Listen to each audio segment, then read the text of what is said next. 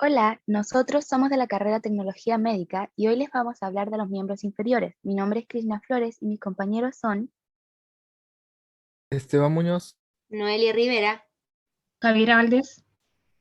Vázquez. Y Matías Villagrán. Lo primero que hay que tener claro es que es una radiografía. Una radiografía es una prueba rápida e indolora que genera imágenes de las estructuras internas del cuerpo, en especial de los huesos. Esto pasa ya que rayos de X pasan a través del cuerpo y se absorben en diferentes cantidades según la densidad del material a través del cual pasan. Los materiales densos, como los huesos, generalmente se ven de color blanco. Aquí tenemos una radiografía de los miembros inferiores en general. La histología de los miembros inferiores presenta 4 porciones. La primera porción, la porción superior, corresponde a la cintura pélvica, en donde vamos a encontrar los huesos coxales. Estos son huesos planos que están presentes a ambos lados.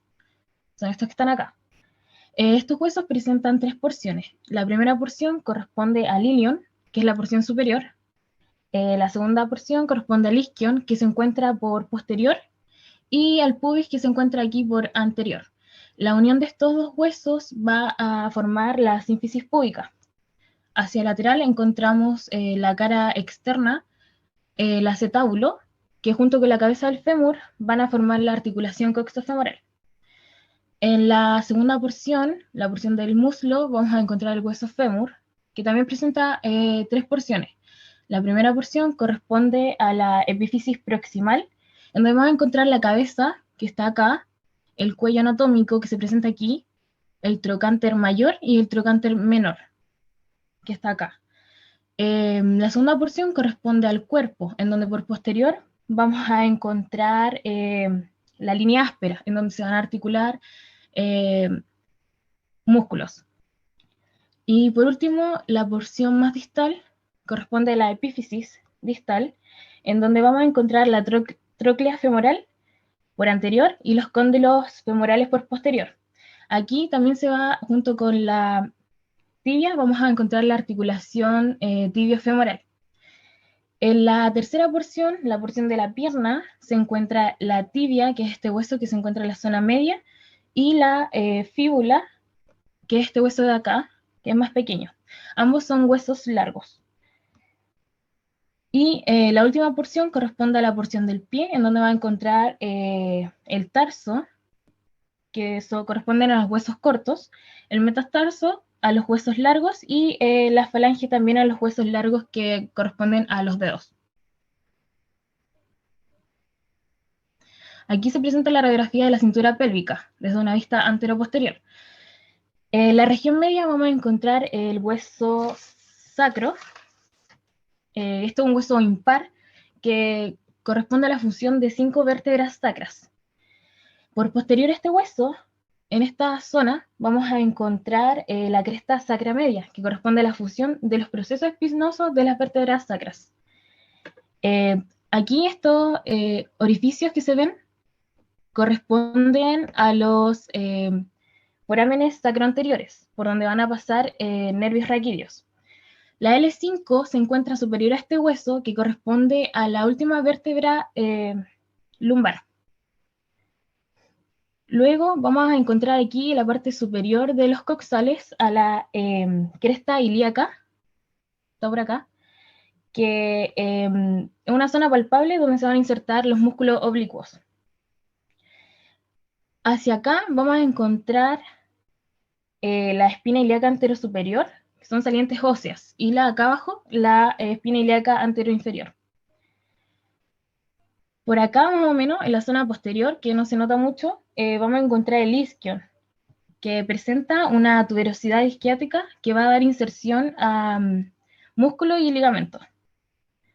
Finalmente, la artrología que se presenta aquí, vamos a tener en este sector a la articulación a la articulación sacroiliaca, que corresponde a la unión de las alas del sacro con la porción ilíaca de los coxales. Y, como se mencionó antes, la articulación coxofemoral, que corresponde a esta que está acá, que es la unión de la cabeza del fémur con el acetábulo. Esta es una articulación de tipo sinovial esferoidea, ya que permite todos los movimientos.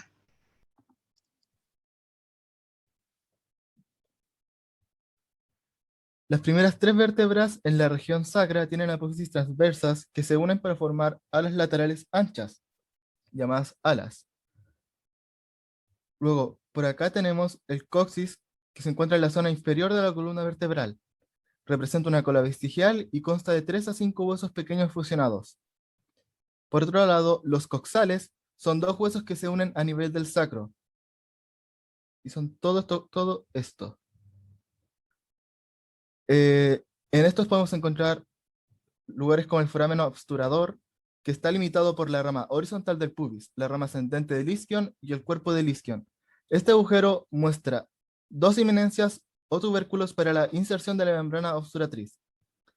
Luego tenemos la espina ilíaca posterior superior, que sirve para la unión de la porción oblicua de los ligamentos sacroiliacos posteriores y el músculo multifido.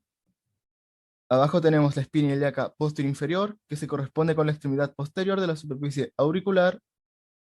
Abajo de eso tenemos la escotadura ciática mayor, que es una escotadura en el ilion.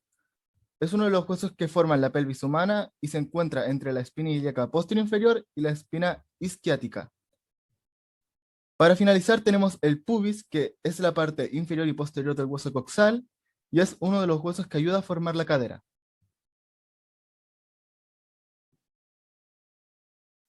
En la siguiente diapositiva nosotros procederemos a observar una radiografía de la cintura pélvica.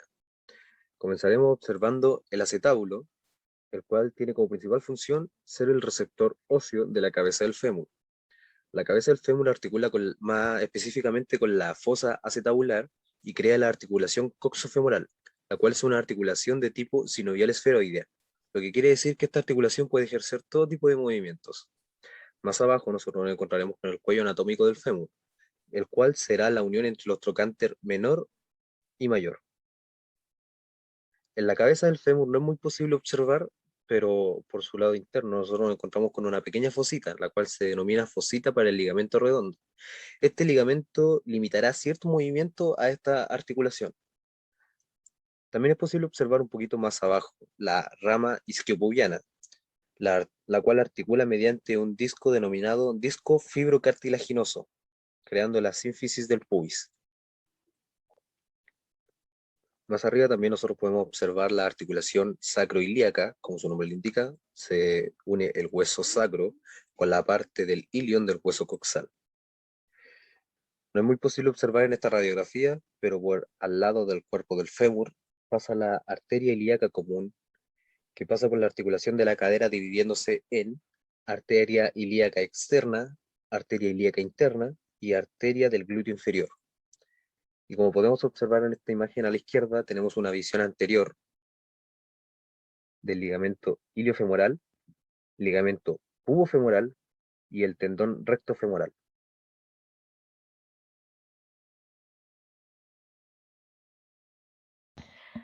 En esta diapositiva podemos ver la radiografía de la rodilla, en la cual consiste en la articulación que se establece entre la epífisis distal del fémur y la epífisis proximal de la tibia. En la epífisis distal del fémur podemos encontrar sus 2 epicóndilos, derecho e izquierdo, la escutadura intercondilia, que es un surco por donde se desliza la rótula, y 2 cóndilos femorales que se pueden ver por posterior. En la epífisis proximal de la tibia se encuentra la carilla articular para la cabeza proximal de la fíbula, que se puede ver por posterior o lateral. También la meseta tibial, que es una especie de plataforma para la eminencia y los tubérculos intercondilios mediales y lateral. Esta, al ser una articulación del tipo sinovial, tiene discos fibrocartilaginosos llamados meniscos que están ubicados entre los cóndilos y los tubérculos intercondilios. Tanto su sistema arterial y pulmonar tiene capilares alrededor de la rodilla que provienen de la fosa poplitea e inervan y ramifican la articulación, también conocido como paquete vasculonervioso. Y en su sistema nervioso, el nervio peroneo común se encarga de la inervación de la rodilla.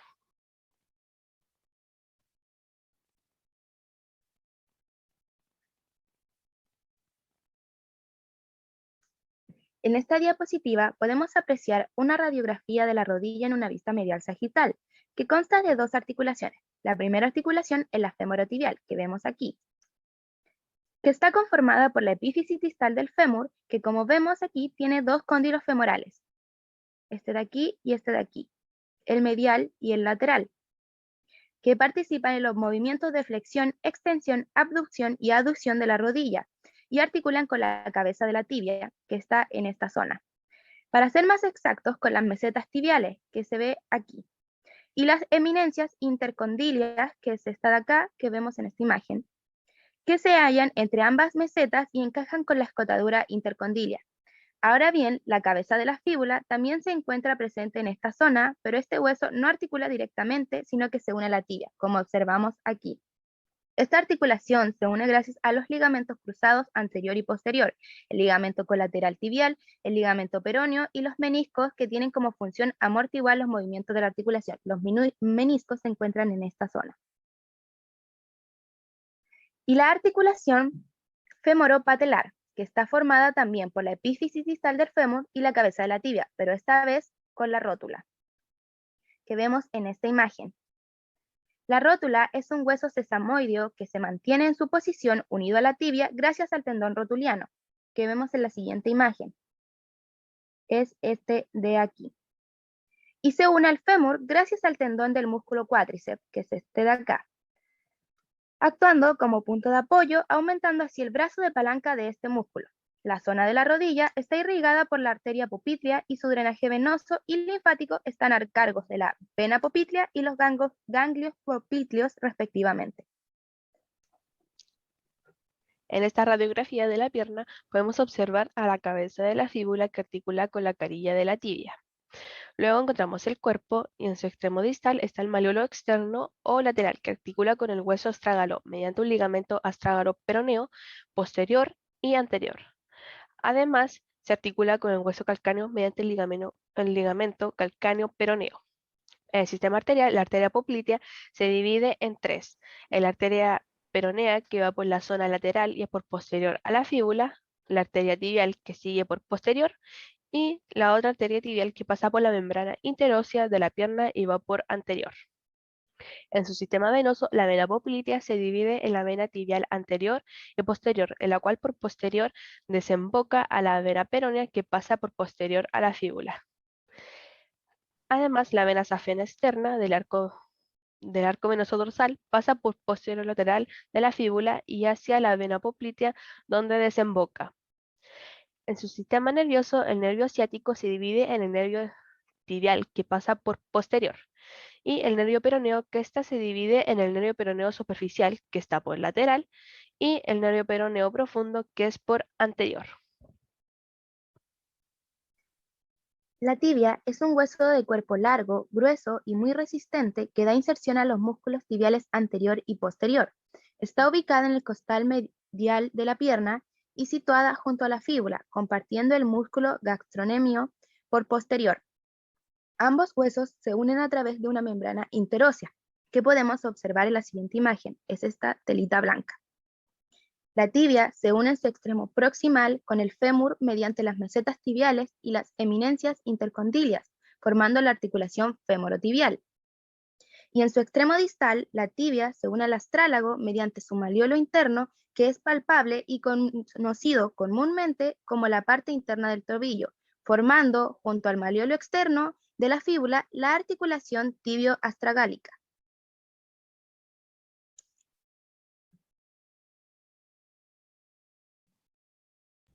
Aquí tenemos una radiografía del pie por vista lateral.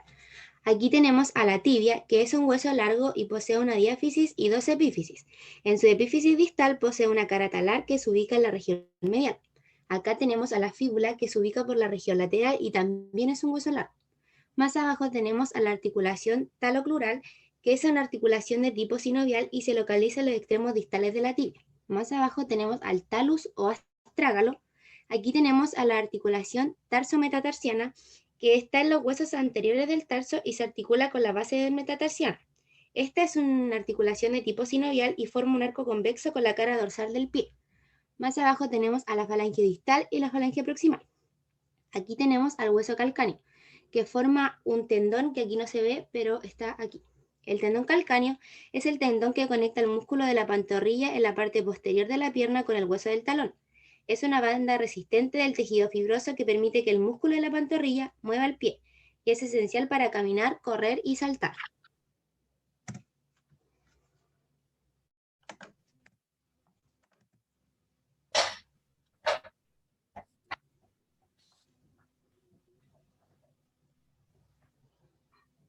La articulación tibio-peroneo-astragal.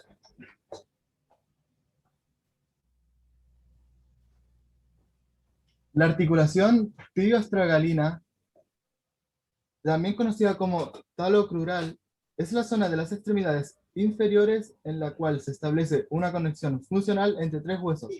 Esos huesos presentes en la articulación son la tibia, el peroné y el astrágalo, que pertenecen a la primera fila del tarso.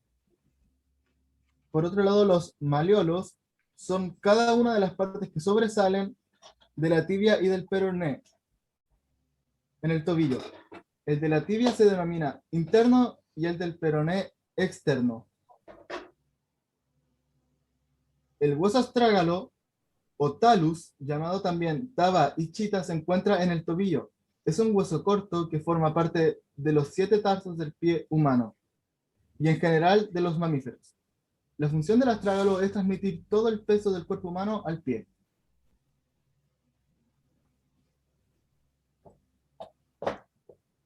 En esta radiografía de los huesos metatarsianos por vista anterior-posterior, tenemos a la tuberosidad de la falange distal, que se encuentra en la superficie plantar de la extremidad distal para la fijación de almohadillas táctiles.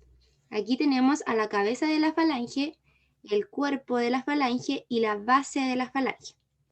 Más atrás tenemos al hueso cuboide, que sería este, que es un hueso corto par que tiene 6 caras, las cuales 3 son articulares. Está encajado entre la apófisis mayor del calcáneo y los últimos metatarsianos. Más al lado tenemos al hueso cuneiforme lateral, que está aquí, que es un hueso situado en la primera fila frontal del tarso entre el cuneiforme intermedio y el cuboides.